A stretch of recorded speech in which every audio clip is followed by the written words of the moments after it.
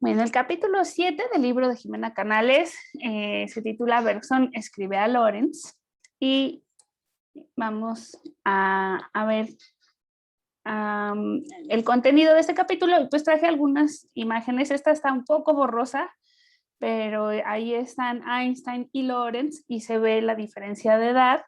Entonces me pareció bien para comenzar la clase porque bueno, allí nos cuentan que claramente dada la actitud de Einstein en el funeral de Lorentz, pues hubo una relación muy cercana y de mucho respeto. Einstein llega y habla, pues sí, con mucho cariño y admiración hacia Lorentz en ese funeral. Y pues nos cuenta la autora que entre ellos había un poco una relación como de padre-hijo académico, ¿no? Y luego pues ya va desmenuzando con mucho más cuidado la relación entre estos dos personajes y vemos que hay tensiones y que tienen mejores épocas y peores épocas, pero empieza por el final contándonos que cuando muere Lorentz, pues Einstein y él estaban en muy buenos términos. Posteriormente, en el capítulo viene lo de la carta a Bergson. Bueno, voy a dejar esa foto un ratito y luego pasamos a lo de las transformaciones de Lorentz. Respecto a la carta de Bergson, se nos cuenta que Bergson conoció a Lorentz, a Poincaré, a Michelson. Es que también tengo aquí algunas cosas del experimento de Michelson. Voy a dejar esa un ratito para que veamos a Lorentz, a Einstein, a Poincaré. Y el que está aquí, este señor, es Michelson, el que hizo el experimento del interferómetro que hoy les quiero explicar con cuidado. Bergson pues conoció a todas estas personas y todos ellos, es decir, Poincaré, Lorentz y Michelson, igual que Bergson, consideraban que la teoría de la relatividad era una opción entre otras posibles para interpretar lo que ocurría con las dilataciones de las longitudes o con las diferencias en las mediciones del tiempo. Había diferentes posturas que se podían tomar al respecto. Y Lorentz siempre mantuvo la esperanza de recuperar al tiempo absoluto. Ahí está Lorentz. Quizás recurriendo a algún punto de referencia que fuera inamovible, ya fuera el éter o una especie de estrellas fijas. Esto también lo voy a explicar con cuidado hacia el final de la clase. El argumento de Lorentz sobre los dos relojes fue considerado correcto por Bergson y aún así Bergson sostenía que su propio argumento también era correcto. Entonces, ahora sí, la siguiente sección es la de Lorentz y Einstein. Me voy a regresar a la foto en donde están ellos dos más en plan de amigos. Allí. Y pues vamos a ver de qué trata esta sección. Se llama Lorentz y Einstein. Entonces, en general, son amigos, son cercanos, son políticamente, pues, de las mismas ideas y parece que un momento en el que no están tan en buenos términos es cuando Lorentz invita a Einstein a trabajar a Utrecht en los Países Bajos, pero Einstein declina la invitación y se va a Suiza. Lo que nos dice es que Einstein sí acepta que ya había en la teoría de Lorentz algunas ideas respecto a la diferencia de los tiempos medidos en dos relojes, uno que se mueve y otro que está fijo, pero se deslinda de las ideas de Lorentz cuando dice que no hay ninguno de los dos tiempos que sea aparente o uno que sea local o uno que sea real y el otro no. Entonces, a pesar de que sí reconoce como pues, la similitud o la cercanía de las ideas de la teoría de la relatividad a las de Lorentz, pues sí marca como una diferencia importante en cómo se debe interpretar esto. Entonces, ahora sí, quisiera compartir con ustedes esta página en donde vienen las concepciones de Lorentz respecto a cómo se contrae el tiempo y cómo se contrae el espacio, porque quisiera mostrarles cómo es muy parecido. Déjenme. Son muy parecidas las ecuaciones a las que estuvimos viendo hace algunas clases sobre la relatividad, o no sé si fue la clase pasada. Permítanme tantito. Es que se abren muchas pestañas, pero no me deja. A ver. Esta es la que quiero compartir.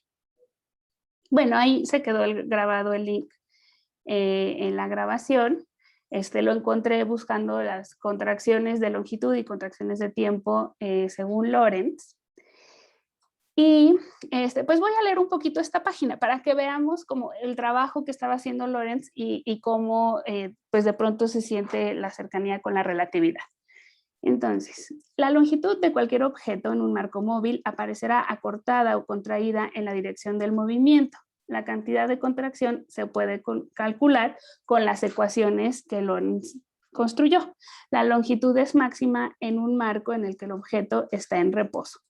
Entonces, aquí están las ecuaciones y aquí está este cociente de las velocidades que habíamos visto en clases anteriores. Es la velocidad a la que se mueve el objeto y c es la velocidad de la luz.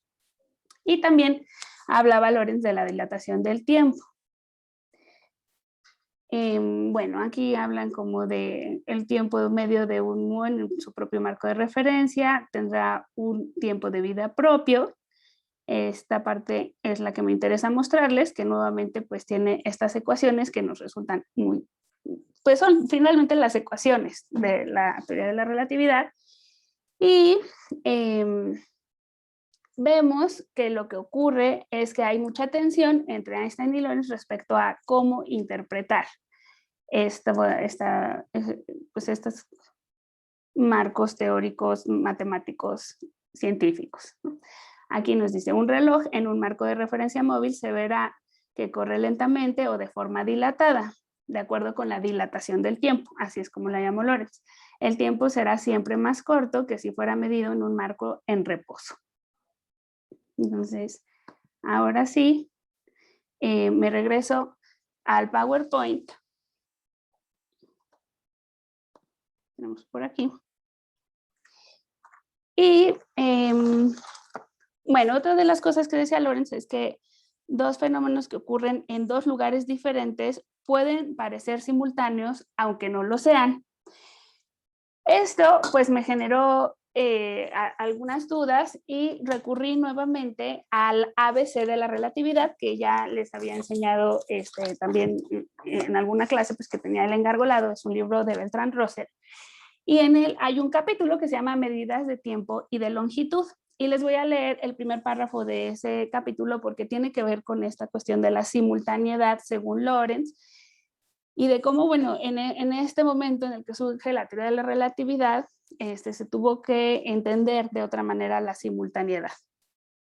Hasta la aparición de la teoría especial de la relatividad, nadie había pensado que pudiera existir ambigüedad en la afirmación de que dos sucesos en lugares diferentes sucedían al mismo tiempo. Se podría admitir que si los lugares estaban muy alejados, hubiese dificultad en averiguar si los sucesos eran simultáneos, pero todos creían que el significado de la cuestión era muy concreto. Resultaba, sin embargo, que era un error. Dos hechos en lugares distantes pueden aparecer simultáneos a un observador que ha tomado todas las precauciones para asegurar la exactitud y al mismo tiempo otro observador igualmente cuidadoso puede juzgar que el primer acontecimiento ocurrió antes que el segundo. Entonces, lo que vemos es que la consideración de que dos eventos estén ocurriendo al mismo tiempo depende de quién los esté observando y cuál sea la línea de tiempo de ese observador. Y esto fue lo que Lorentz pues también descubrió. Ahora sí, permítame un segundito. Voy a explicar lo del experimento de Michelson-Morley.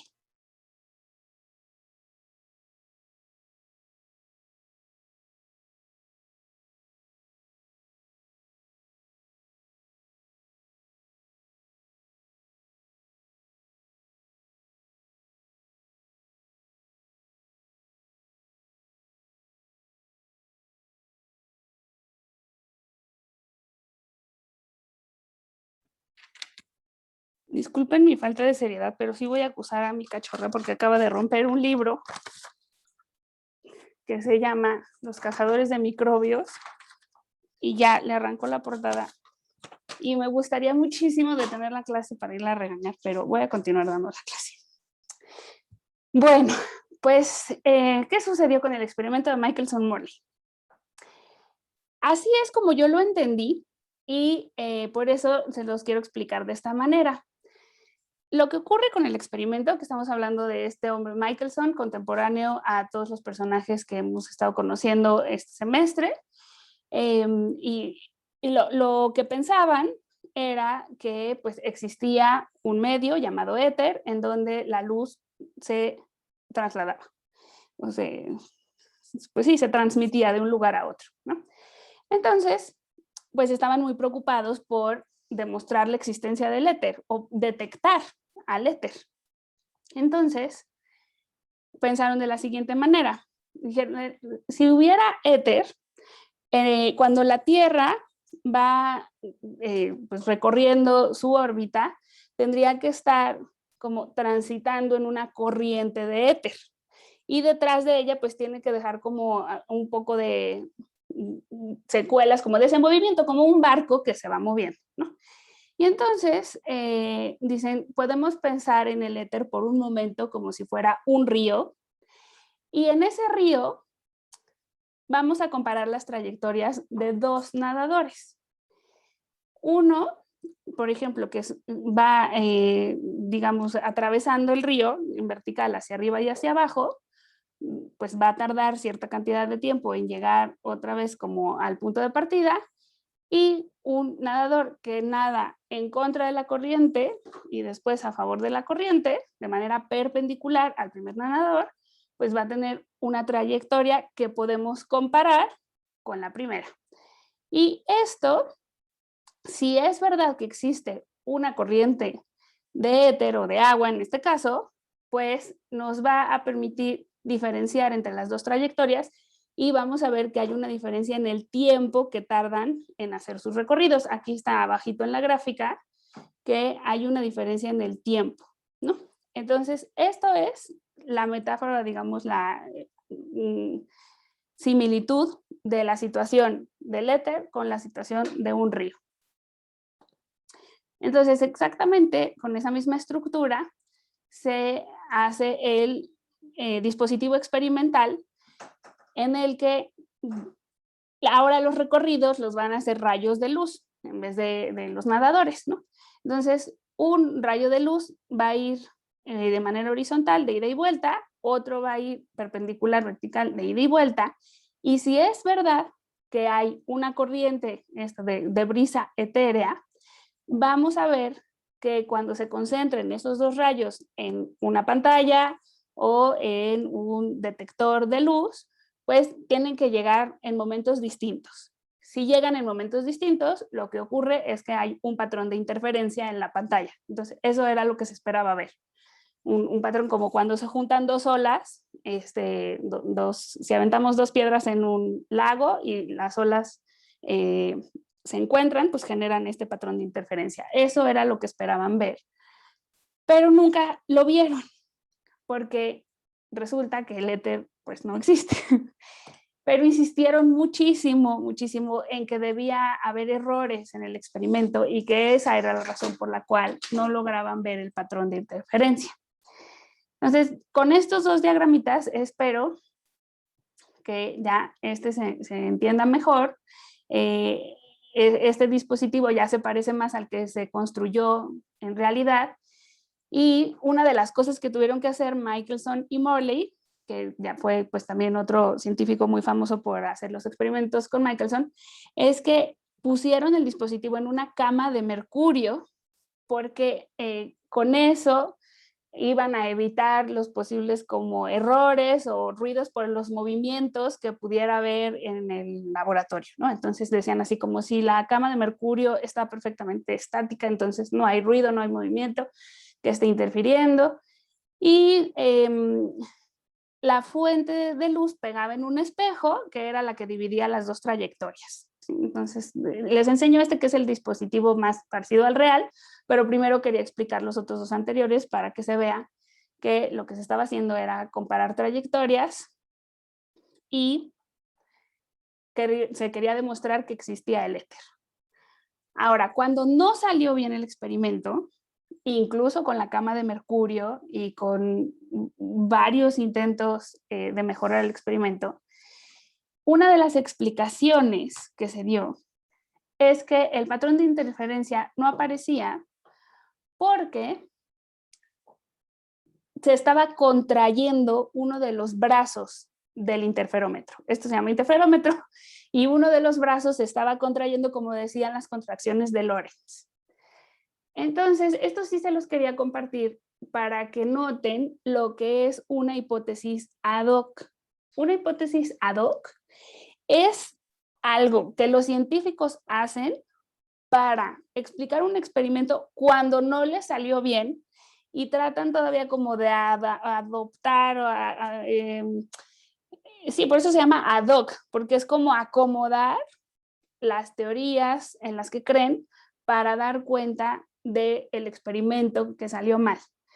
Otra manera de pensar en las hipótesis ad hoc es como en un globo aerostático parchado, ¿no? Yo digo así como, bueno, cuando se les empieza a romper el globo, pues lo que hacen es que como que lo parchan, pero dice, por ejemplo, Karl Popper, uno de los filósofos de la ciencia más famosos del siglo XX, que cuando una teoría ya tiene muchas hipótesis ad hoc, pues es que ya algo anda mal, va perdiendo fuerza, va perdiendo credibilidad y va perdiendo confianza. Y el ejemplo de la historia de la ciencia que siempre se pone para las hipótesis ad hoc, pues es el modelo de los epiciclos que describía las trayectorias, según esto, circulares de los astros, ¿no? Y entonces, como no les cuadraban los círculos, decían, bueno, no, lo que pasa es que hay un círculo adentro de otro círculo, que está dentro de otro círculo, y por eso vemos lo que vemos, ¿no? Pero estos son un montón como de hipótesis ad hoc que simplemente seguían agregando círculos para aferrarse a la convicción teológica de que en el cielo todo tenía que hacer trayectorias circulares porque eran perfectas como Dios. Entonces, bueno, eso es una hipótesis ad hoc, es como la necedad de seguir conservando la teoría aunque los hechos no estén encajando del todo bien y pues tratar de salvar la teoría acomodándola a los hechos nuevos. Muy bien, ahora sí podemos continuar con nuestro capítulo. Y justamente la siguiente sección se llama así, artificial o necesario. ¿Qué distingue, nos dice Jimena Canales, qué distingue una teoría que refleja con naturalidad el orden del mundo de una que ha sido diseñada artificialmente para moldarla a los resultados de los experimentos? Pues lo que diría Popper es que la distinción es que aquella que ha sido amoldada no tiene tanta confianza como la que parece ofrecer una explicación más directa. Otro ejemplo de la historia de la ciencia es la discusión que se daba con los medievales y después, digamos, los inicios de la revolución científica, con aquellos escolásticos aristotélicos que se aferraban a la idea de que no existía el vacío, ¿no? Entonces allí también empezaron a hacer un montón de hipótesis ad hoc y finalmente, bueno, se demostró que sí era posible que existiera el vacío. Pero bueno, esta parte pues sí la quería resaltar porque desde el punto de vista de la historia de la ciencia y de la filosofía de la ciencia, pues se ha discutido bastante sobre la importancia de que no se amolden las teorías a los resultados experimentales, sino que sea al revés, ¿no? O sea, que supuestamente si tienes una buena teoría tienes que generar un montón de predicciones y que tienen que ser exitosas. Bueno, en esta sección nos dice Jimena Canales que Poincaré, Lorentz y Einstein se acusaban mutuamente de artificialidad y de construcciones ad hoc constantemente. Ya vi el libro. Bueno, Entonces esa era su manera de atacarse. O sea, metodológicamente decirle a Lorentz, oye, tú estás aquí amoldando todo para que se expliquen los experimentos de Michelson y Morley, pues es sí como desestimar su propuesta teórica y su interpretación de la teoría de la relatividad. Pasemos a la parte de las tensiones durante la guerra. Aquí pues hay un ir y venir entre la comunicación de Lorentz y Einstein. Si quieren, vamos a poner esta fotito mientras platicamos de cómo se carteaban Lorentz y Einstein. Lo primero que ocurre es que en 1910 Lorentz da 6 conferencias y ahí dice que Einstein tiene razón, que sí acepta los experimentos que han ido confirmando las teorías de la relatividad especial y general, pero que él también tiene razón en cómo ha interpretado esta teoría y que es una decisión íntima de cada persona elegir una interpretación u otra. No sé si ustedes ya en lo que llevan de la licenciatura de filosofía se han encontrado ante esta situación, pero yo creo que es muy común que se dan en filosofía debates irresolubles en los que ambos bandos, digamos, ambas posturas ofrecen buenas razones para defenderse. Y entonces es una especie de decisión la que una persona que conoce el debate pues tiene que tomar y decir, está bien, yo soy realista o soy antirrealista, ¿no? Como comentábamos la semana pasada de estas dos posturas. Entonces así Lorentz decía, bueno, pues uno puede interpretarlo como Einstein o puede interpretarlo como yo, pero eso es una decisión abierta. Posteriormente, en 1913, Lorentz da 3 conferencias y allí dice que le corresponde a la epistemología dictar una sentencia respecto a quién tiene razón. Esto quiere decir que ya a nivel de los hechos, o sea, los experimentos, todos los aceptan, pero a nivel de quién ofrece una mejor justificación del conocimiento, que eso es lo que ve la epistemología, pues allí es en donde tienen que decidir quién está bien y quién está mal. Entonces ahí está siendo un poquito menos abierto.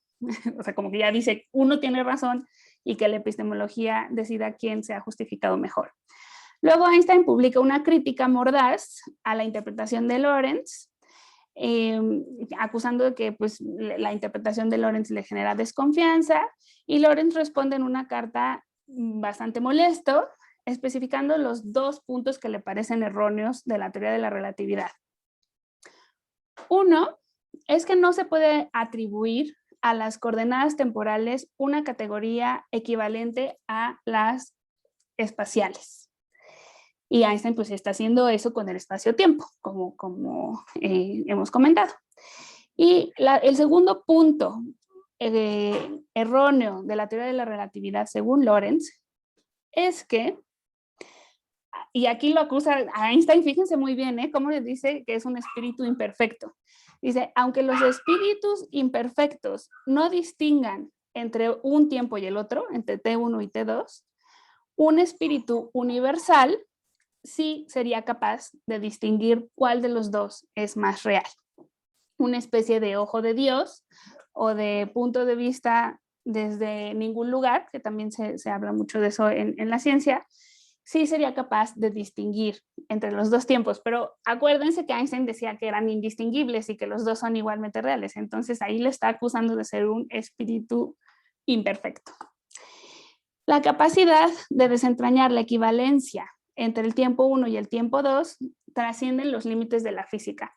Esa es una, creo yo, de las mejores frases del capítulo, porque es verdad que no corresponde solamente a la física decidir esto. O sea, como que Einstein tiene claro que los dos tiempos son equivalentes y son 2 puntos del espacio-tiempo y ya, o 2 observadores con velocidades diferentes. Pero está claro, con todo el debate con Berzon, con todo el debate con Poincaré y con todo lo que hemos comentado en lo que llevamos del curso, pues que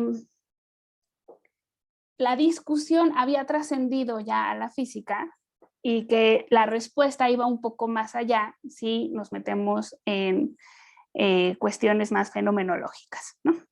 Entonces me parece que esa frase es muy buena de Lorentz. La capacidad de desentrañar la equivalencia entre los dos tiempos de los gemelos trasciende a los límites de la física. Después, Lorentz y Einstein siguieron una correspondencia amistosa. Einstein ya en un tono amable le pidió disculpas, más o menos diciendo como que había tenido que escribir rápido los artículos y que por favor pues no se tomara muy a pecho cada una de las palabras. Y ya después Lorentz en 1919 explica la relatividad en un libro que se llama The Einstein Theory of Relativity y ya la alaba como un gran monumento a la ciencia. Y aunque sí dijo que tal vez en un futuro se retomara el estudio del éter o que se pudiese encontrar un concepto de espacio que pudiera actuar como un punto de referencia, pues reconocía ya a Einstein como el autor único y legítimo de la teoría de la relatividad.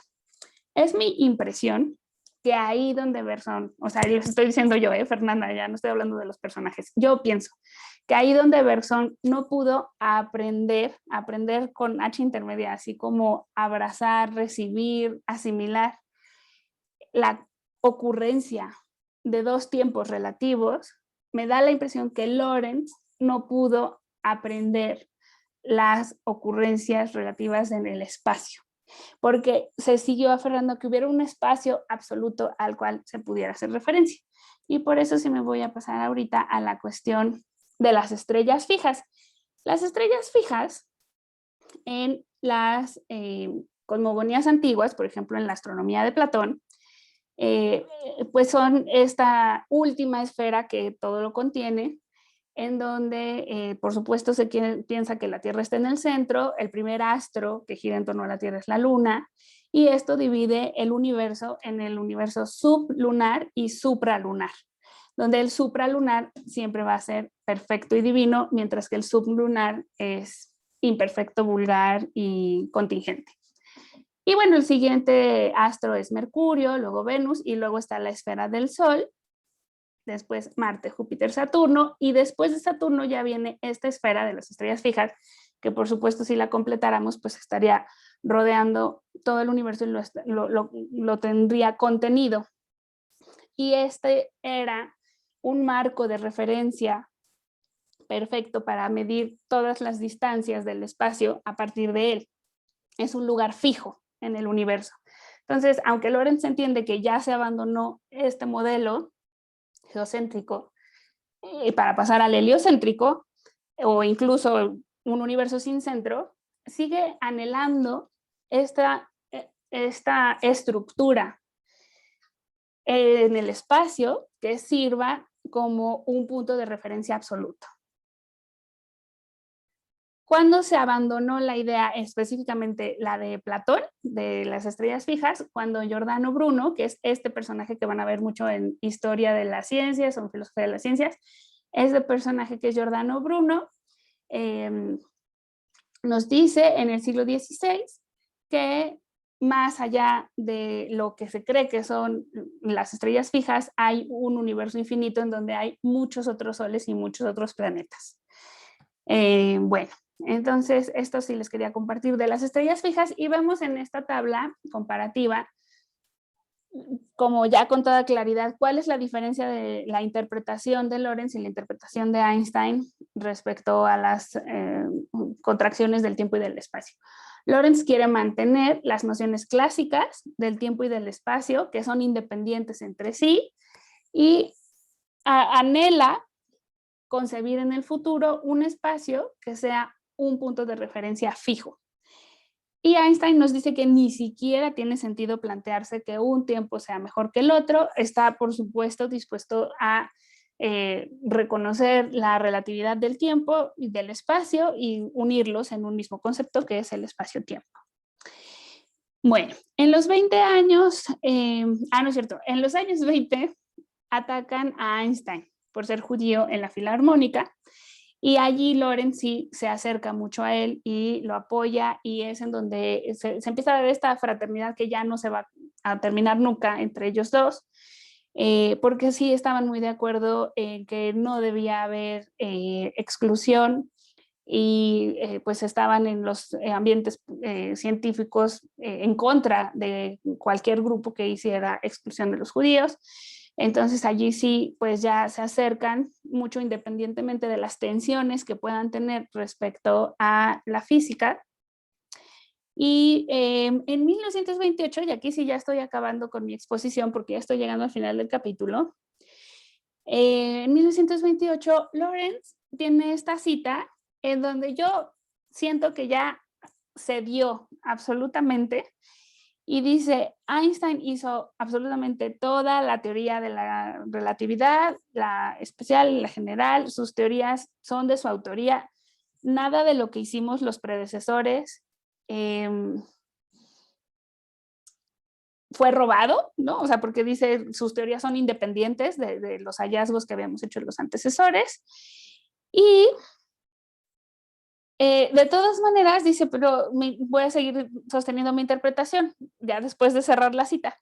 Entonces quería preguntarles a ustedes si no les parece que este cierre del capítulo resulta como un poquito contradictorio, porque parece como haber dos actitudes en Lorentz, una que reconoce a Einstein como este genio creador de la teoría monumental y luego otro pues que no termina de renunciar al espacio absoluto. Y me quedé yo pensando que seguramente por eso Jimena nombró a este capítulo Berzón le escribe a Lorentz. Ese es el título. Me voy a regresar ahora aquí a la primera diapositiva. Me pregunto si no es por la carta que recibió Lorentz de Berzón, que incluso hasta el final, siendo súper amigos y dándole todos los reconocimientos y el apoyo a Einstein, pues Lorentz sigue convencido de que él está bien y el que él esté bien es mucho más compatible con la postura de Berzón. Pero bueno, esta es mi lectura personal del capítulo, pues me gustaría comentar con ustedes a ver qué opinan. Espero haber aclarado lo de Michelson y Morley y un poquito lo de la simultaneidad y las estrellas fijas. En resumen, creo que pues este capítulo habla principalmente de Lorentz, es el personaje, así como la semana pasada vimos Poincaré, esta semana vimos Lorentz, y Lorentz pues no está de acuerdo con dos aspectos de la relatividad y por eso siempre la interpretó de una manera distinta. Entonces ahora sí, pues creo que ya terminé mi exposición. Déjenme pasar una última vez todas las diapositivas, a ver cómo las pasé así como brincando, nada más para ver que no se me haya olvidado ninguna. No, está muy bien, sí las vimos todas, un poquito en desorden, pero sí las vimos todas. Entonces, ahora sí voy a detener la grabación y pues tenemos un ratito para discutir.